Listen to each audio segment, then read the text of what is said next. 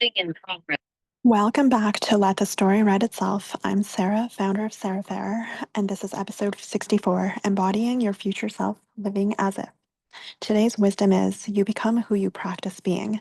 What small action could you take today as your future self? In our last episode, we talked about clarifying your vision, seeing beyond the immediate, and creating a bigger picture for your life. Today, I want to go deeper into the next step because vision alone isn't enough. Here's the question: how do you bring that future vision into the present? For me, the breakthrough came when I realized that you don't become your future self one day. You practice being them today. Every small choice is either aligned with who you're becoming or who you've been. And when you start acting as if you already are that person, you bridge the gap between vision and reality. Today, we'll explore why embodiment matters more than just imagining your future self, how to live as if, practicing your future identity in small daily ways, the difference between waiting to become versus choosing to embody now, practical steps for aligning your daily life with your bigger vision. If you've ever felt stuck between who you are now and who you want to be, this episode will show you how to close the gap. Here's the truth: your future self isn't waiting for you years down the road. They're built today. I used to think I'd arrive one day, that once I had the right circumstances, the right resources, or the right opportunity, then I'd step into that version of myself.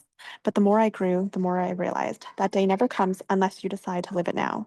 When I started asking, what would my future self do here, everything shifted. I started making choices with more alignment, more confidence, and more clarity. My future self values health, so I made time for movement even on busy days. My future self leads boldly, so I spoke up in moments where I might have stayed quiet. My future self lives with freedom, so I chose opportunities that expanded me instead of ones that just kept me comfortable. The power of embodiment is that it collapses the distance between where you are and where you're going. You stop waiting and you start becoming. Actionable takeaways. 1, identify your future self. Write down 3 qualities your future self embodies. For example, confident, healthy, creative. 2, ask the embodiment question. Before making a decision, ask, what would my future self choose here? 3, micro embodiment daily. Choose one small daily action that aligns with your future self. Keep it simple but consistent. 4, use environmental cues. Design your environment to support embodiment. Surround yourself with reminders of who you're becoming. 5, celebrate embodiment moments. At the end of each day, reflect, where did I show up as my future self today? You don't become your future self overnight. You become them by practicing one choice at a time. So here's my challenge for you: identify one action your future self would take and do it today. Let that be your practice of embodiment.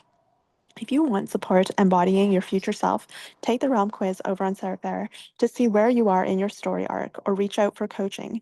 We'll design the daily practices that align you with your next level. Until next time, remember, you don't wait to arrive, you live as if right now.